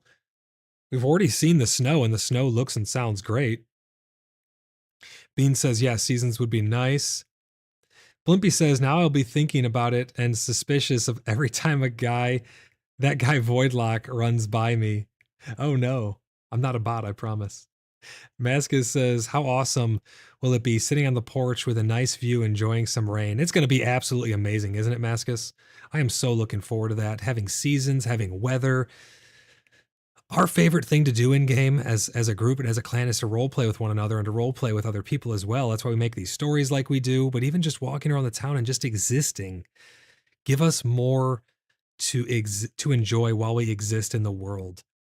Conflict will come, PvP will come, all of that stuff, the trade routes, the vying for power, all that stuff's going to happen naturally. Give us things to enjoy in this world. Give us that weather, give us those seasons. Let us put our feet up and sit in a gosh darn chair. Mainframe, let us sit in chairs, please. Maker Breaker says, and you can have southern regions with opposite seasons as the northern. Well, we know that Gallia we have the 4 provinces of Gallia, and then we have Lioness. We know that Gallia is just one zone. We know that there's supposed to eventually be 4 zones, with each having their own 4 provinces. It's going to be massive. I'd like to travel there by boat or airship or something very immersive. I'd love to be able to travel around based on things like that to get to these other zones. Kind of like going from a Diablo act to the next where you get on the carriage or you hop on the boat, whatever it may be. I think that'd be very, very immersive. But yeah, you could have other zones then. Maybe one's a desert area where it's all hot and deserty, and that's where you can get aloe and other hot weather things and creatures that drop unique ingredients out there. There's so much possibilities. Masca says, sit in a chair? Are you crazy? Apparently everybody's crazy because my whole clan has been saying, please let us sit in chairs over and over again. It's like on repeat. It's one of the most requested things. It's crazy. Blimpy says, I could roleplay being grumpy until it is raining in game and IRL, I guess. They go on to say divine mushrooms typically grows in a subtropical or temperate biomes. They're commonly found in broadleaf woodlands, particularly on decaying hardwood trees like oak and maple. And they thrive in warm, humid environments and often found on tree stumps, logs, and near the base of living trees. Wheat typically grows in grasslands and open areas with temperate biomes and prefers well-drained soil and can often be found in meadows, prairies, and disturbed sites. Castor plant typically grows in tropical and subtropical biomes, and it thrives in well-drained soils. It is often found in open areas such as grasslands, disturbed sites, riverbanks, and scrublands. The plants can also adapt to various environmental conditions, including arid regions. So they're saying that these plants and things can be found in other areas because they can adapt to them, but it's just not going to be very common. Meadow sweet typically grows in temperate biomes, particularly in moist habitats such as wet meadows, riverbanks, marshes, and woodland edges. It thrives in damp, fertile soil and is often found in areas with plenty of sunlight, although it can also tolerate partial shade. Meadowsweet is known for its fragrant, creamy white flowers and has historically been used for its medicinal purposes. It's really interesting that they go into such detail on these wet meadows, riverbanks, marshes. Is this an indication that we're going to be getting some more biomes? I know some of these biomes we've already talked about in game or they're already in game, but does that mean that a lot of these things could find their way into the game? This would be pretty cool to have a lot of different biomes, tropical and subtropical biomes, arid biomes. They say green and red apples typically grow in broadleaf woodlands with temperate biomes and prefer rich, well-drained soils commonly found in a forest edge or in open clearings. It's interesting that they keep saying well-drained soils. Is there going to be a way for us through maybe horticulture to be able to tell the fertility of the soil? Maybe you can add fertilizers to the soils. Maybe you can, add in sand or rock or gravel in order to make the soil drain better. I don't know, but they keep saying well drained, and I'm not sure if it's just flavor text or if they're actually leading on to something there. And then the last one they talk about is grapes. They say grapes typically grow in broadleaf and mixed woodlands with temperate biomes. It prefers well-drained soils and is often found in forest edges, clearings, and riverbanks or rocky slopes. Mascus says they do have farming/planters on the list, perhaps. Yes, and I think I know how those planters are going to work. I think that farming's first iteration will be planters. They have said that eventually they would love for you to be able to farm outside, till the land, and have the manipulation over just the very topsoil, nothing too deep. You're not going to have terraforming or anything like that. But I think the first iteration is going to be planters, where you have a planter that you put down, an empty planter. You then insert soil into it, and then you will insert, maybe the soil will have a fertility level. Who knows? We'll see when that comes out. But then you'll add your seeds for your plants. And then you add water. Come back in an hour, your plant will be grown. Come back in 24 hours, your plant will be grown. I think that's probably how it's going to be. Hopefully, they don't make it too easy to where you no longer need to explore to go and repopulate your garden, though. It'd be nice to have a small apothecary garden out back where I can grow different ingredients that I need in small quantities. So that way, if I need small amounts of something, I can go out there and grab like skull caps. But I don't think you should be able to mass produce skull caps or other rare materials, because then you're never going to need to explore. You could just have a giant garden, harvest, and make potions, right? All without leaving your property. I do think if you have enough land, though, it could be beneficial, because now you have more land to be able to do more of these planters and actually properly have a garden. But it'll be interesting to see how that all comes together in the future. We're nearing the end here, guys. They say, we hope this clarifies some of your concerns. Please continue to provide feedback in the EA feedback room. Do the F8 reports too, guys. And also make sure that your voices are heard here on the channel. I love reading your guys' comments. I love hearing your ideas. You guys have some really great ideas. They also say, and in the EA crafting resource channels, we do our best to reply to those in a timely manner, the mainframe team. So there you have it. There is their clarification on crafting and stuff. We talked about the gold economy coming in. I'm really excited. We're probably going to end up doing another whole dedicated episode just to the church system, just to the grace system in the future, because there's a lot that could happen there. We will be doing a chillin', chattin', and theory crafting stream coming up very soon as well, where we're just going to be talking about all of the different things that are coming into the game and all the things that we want to come into the game and in what fashion they might make their way in. Hopefully, we don't get like a login bonus type thing where it's feeling like it's a mobile game. I'm concerned about the economy. I'm concerned about the grace acquisition and how it's all going to be balanced. It's going to be broken at first, though, guys. That's my guess. I'm guessing it's going to be absolutely busted in the beginning, and then it's going to need to be dialed back and balanced, and then they'll probably do a wipe, and then we'll get a fresh start, hopefully a full fresh start, so we can start from the ground up and really dive into all of the changes and give all of our feedback on it to mainframe. But they do seem to be very receptive. We've had Ostrich here in the stream. He told me he really likes my streams. He stops by all the time. So Ostrich, if you're out there, keep up the great work, man. Really appreciate all the hard work you guys are doing over at Mainframe. And I love chatting about this stuff. Hopefully we can start to get patch notes and stuff coming out a little bit sooner, because I like to talk about patch notes that like the day before, so people can get hyped up about what's coming into the game, as opposed to here's the patch notes and it's live, because then I can't do an episode of PaxCast. That's a personal issue though. If that's how they like to do it, hey, that's how they're going to do it. But that brings us to the end of this episode of PaxCast, guys. We got a bunch of great information in here. Some really, really great info. I'm really looking forward to seeing how this is all going to shape up in the coming days. If you guys are not yet subscribed, please consider subscribing. Help us reach that 1,000 subscriber goal. We're getting pretty close. We're going to do a 24-hour subathon once we do reach it. It's going to be a lot of fun, guys. Mascus says, thanks for hosting the chat. Absolutely, guys. I'm going to be hosting many, many more of these in the future. Many, many more in the future. Plastic Jesus says, so excited about what is coming. My biggest concern is the economy is going to be limited because the demand isn't going to be there. Yeah, that's a good concern, Plastic Jesus. Also, thank you for being a channel member. It's a big concern of mine as well. I think that the supply is going to be huge because everyone's going to have all of these items that they've, again, with Mez Fireball, there's all kinds of rare stuff in the game that shouldn't be there. I think the economy will shine after a wipe. I think it truly will shine after a wipe. We will see though, but I share those same concerns with you, Plastic Jesus, and I really appreciate you chiming in chat to voice those concerns. Anybody else, please never feel shy in my chat. Oh, you guys are always welcome here to share your opinions. Darth says, not done with dinner yet.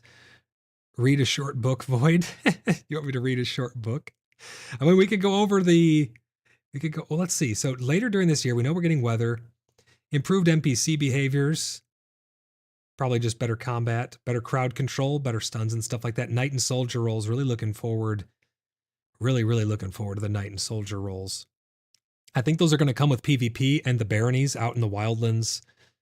New furniture, really looking forward to that. We got the grapevines as some new aesthetic stuff, but hopefully we get chairs that we can sit in. I really like to be able to sit down in a chair.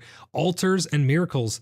So it just says later during early access. We don't know when that's going to be coming. I hope it's sooner rather than later. I cannot wait to get my hands on that. Plastic Jesus says start with the Stormlight Archives. Start reading those on Steam. You got like a week before the new book comes out. Oh, that's a book series? That's pretty cool. Everything on the roadmap has been addressed. They've talked about most of the verse 2, the winter stuff. They've addressed everything on there. I cannot wait to see what that more to come is. Really looking forward to seeing what that more to come is. And I cannot wait to get my hands on this stuff, guys. I'm going to go have another snack, even though I just got home at 8, 2 hours ago. I'm kind of snacky again. Going to unwind, hang out with people over on Discord. Blimpy says, I am 35 hours into book 3 right now. Oh, nice, man. Mascus says, I guess the altars will be craftable and become the grace at the moment. Oh my God, Demon S, that literally made my stomach drop. It scared the crap out of me. Thank you for the Tangia. Put in gold, get grace back. Maybe. I hope it doesn't feel cheesy or shallow. I hope they put enough depth into it to make it feel rewarding. I really do. We're going to be talking about many, many more things in the near future, guys. I have a feeling that production is starting to pick up over at Mainframe. I just have a hunch. And I look forward to sharing that news with you guys. If you'd like to join our community, you can join the Cheeky Buggers United community Discord server by typing !Discord in chat. You will get a link over there to hang out with us. We post all of our events there in the public events room. We schedule all kinds of fun stuff. We play all kinds of games together as well. It's not just PAX Day. We do Star Citizen. We're going to be doing a big event For Star Citizen, the Save Stanton event, once the IAE event comes to an end and the servers return to normal and they're not dying, we're going to be doing a big stream on Star Citizen. So I hope you guys are ready for that. For anybody who cares about it, make sure you're subscribed so you don't miss it. If you'd like to join the Order of the Blood Brothers and you'd like to take your blood oath, or even if you'd just like to join the Cheeky Buggers United and be able to join all of our private servers for different games that we host, you could do that by typing !website in chat now. You'll get a link over to www.cheekybugger.net where you can, I'm talking a lot, where you can submit your very own application to join the Order of the Blood Brothers. The way it works is you're actually joining the Cheeky Buggers United, and then you can choose which clans, guilds, private servers you want to take a part in. Sorry, I had to take a drink there. I've been talking for 2 hours straight. I think I make it look easier than it really is. But yeah, then you can choose to join the Order of the Blood Brothers, or you can choose our World of Warcraft guild or our Star Citizen organization. Or if we put up a private server for Project Zomboid in the future and you want to have a little group on there and have some fun, you guys are more than welcome to do that. All of those servers are free of charge. All you have to do is get vetted and verified. Submit your application today before the next patch comes out, because we do get swamped with applications. We have over 220 members now in the Order of the Blood Brothers. It's absolutely insane. The community has even more members than that. It is growing every day. But yeah, we have like 220 vetted and verified CBU members, as well as people in the Order of the Blood Brothers, and the community has even more than that. Stephen Moon, I still have 5 hours on this drive. Don't leave me now. I'll send snacks. Stephen, hop on Discord voice chat with us after this and we can chat some more, buddy. But I've exhausted the list. Unless there's anything in particular you guys want to talk about that we already went over from the announcement, we've touched on it all. I've given you guys my insight on it. We've gotten to hear from people in the community. So you got to join us over on Discord, buddy. Drive safe though. Don't be messing with your phone while you're driving, man. Blimpy says, I've not tried Star Citizen in quite a while. Blimpy, you should come hang out with us. We're going to be doing a very big Star Citizen stream coming up very soon, doing the Save Stanton event. It's a very lengthy process. We need to do several missions, like 6 times for phase 1, 6 times for phase 2, 3 times for phase 3, 6 times for phase 4. You can earn exclusive rewards. We're going to be doing it as an organization. So come and hang out with us, join the Discord, come and have some fun in Star Citizen with us, as well as in PAX Day. We do all kinds of stuff together, guys. But it's really been great to hang out with you guys. I love to get your guys' opinions on these things, and I love to bring the community together to talk about all the stuff in these updates. We went over a lot of stuff tonight, guys, and in the future, we're going to be talking about even more. One of my next streams is going to be chillin', chatting, and theory crafting. We're going to sit down, do some menial tasks like chopping down trees and crafting some potions and checking out some new stuff in game and just messing about. And we are going to theory craft till our little heart's content. It's going to be really, really great. We're going to talk about the future of the game and what we'd like to see, and just theory craft all kinds of stuff. Blimpy says, I'm worried about my ability to fly in that game now. Have to try sometime, I guess. Well, the thing is, you don't have to fly right away. I could teach you how to fly. I've taken out several people on stream and actually taught them how to play the game from start to finish, but you don't have to fly if you don't want to. We have many people with multi-crew ships. You can be a medical crew. You can help be a transporter, because for some of these missions, we need people in turrets. We need people, so you could just be a gunner. We need people to be in the back of the cargo bays, the engineers, to get ready to bring the cargo on board. We need people for first-person shooting, so you don't have to just be a pilot. We have plenty of people with giant multi-crew ships, mid-sized ships, small medical ships, medium medical ships. We have everything. We have pretty much every single ship in the game we have at our disposal, between all my fleet and everyone else's fleet. So don't worry about that. You can always come have fun with us in Star Citizen or any other game that we play. He says, that sounds good. I have too many of my own ships too. Yeah, and the nice thing is, like, even if you don't want to pilot it, you can pull it out and be like, hey, I don't know how to fly this thing very well. Does someone else want to? Yeah, sure, I'll fly your ship. Let's go. Get in the gunner seat. Away we go. It's kind of fun to drop in like that, but it's going to be a really big event coming up, and we're going to be planning some more RP events in PAX Day as well. PAX Day and Star Citizen are going to be the majority of my content going forward for the foreseeable next several months at least. We're still going to be playing World of Warcraft. But my audience tends to like more Star Citizen and like more PAX Day, so that's what I'm going to give you guys. We're going to be doing more RP events because I know that's what you guys like as well. You guys really, really seem to like the roleplay series that we've been kicking off. I'm going to be editing some more Gwendolyn. We're going to get more episodes of the new series, Shadows of the Veil, the Bloodstone Prophecy. The Prelude is out now. Make sure you guys go listen to the Hollow's Embrace. It's really, really great. Gwydion says, it is in your best interest not to let me fly them yet. You don't have to fly, Gwydion. You could be a gunner, a medic, an engineer, whatever it is you want to do. You could just be a crewman. It'll all be good. But guys, make sure you take part in our giveaway. There's only a couple days left. I really want to make sure that you guys are getting your entries in for this giveaway. It really helps the channel out when you guys go and leave comments on my videos. During the live streams, when you guys interact, that really helps the channel as well.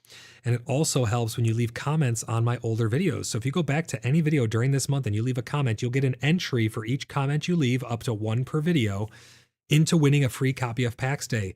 In the next couple of days, today's the 29th, in a couple of days, we're going to be doing a drawing on stream live, and you guys will get to see live who wins a free copy of PAX Day. Simple as that. Be a subscriber and leave comments. Maven says, yes, come win and adventure with us. Absolutely. But that's going to do it for me, guys. I'm going to go get some food and kick back and relax. I'm going to be over on Discord hanging out with some people here in a little bit after I finish up the stream. I really appreciate the support from everybody who is a channel member. Again, if you guys would like to become a channel member. Blimpy says, is that during the subathon? The subathon is not going to happen until we reach 1,000. Once we reach 1,000 subscribers, then the subathon will be scheduled. Mascus says, cheers. Blimpy says, have a good night. Plastic Jesus says, enjoy the rest of your evening. You guys as well. I really appreciate you guys stopping by. I really do. I love chatting with you guys and getting your thoughts about all these things and giving you my 2 cents on them as well. It's a great way for us to stay connected as a community. But that's going to do it for me, guys. I'm going to go relax a little bit, and I will see everybody over on Discord. Thanks for tuning in. Until I see you guys in the next one. Bye for now.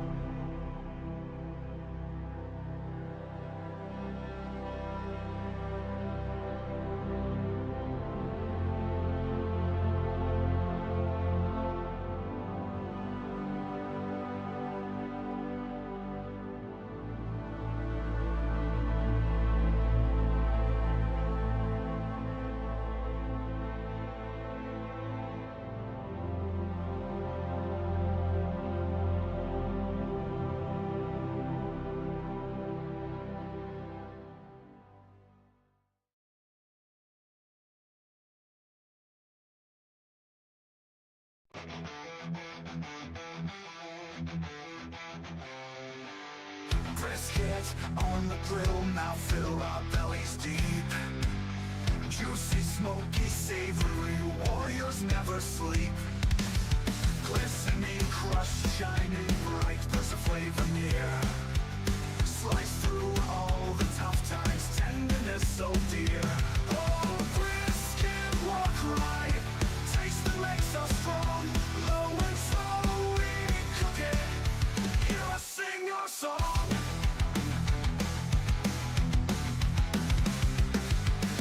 Smoky, sensorizing, spices dance in air.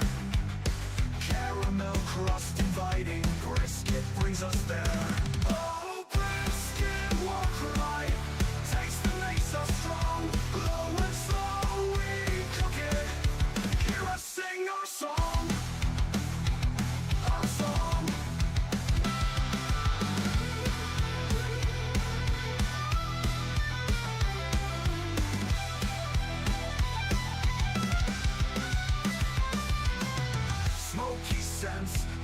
sizzling spices dance in air. Caramel crust inviting, brisket brings us there. Oh, brisket, walk right, flavored in each bite. Symphony of seasons, makes our souls ignite. Of song.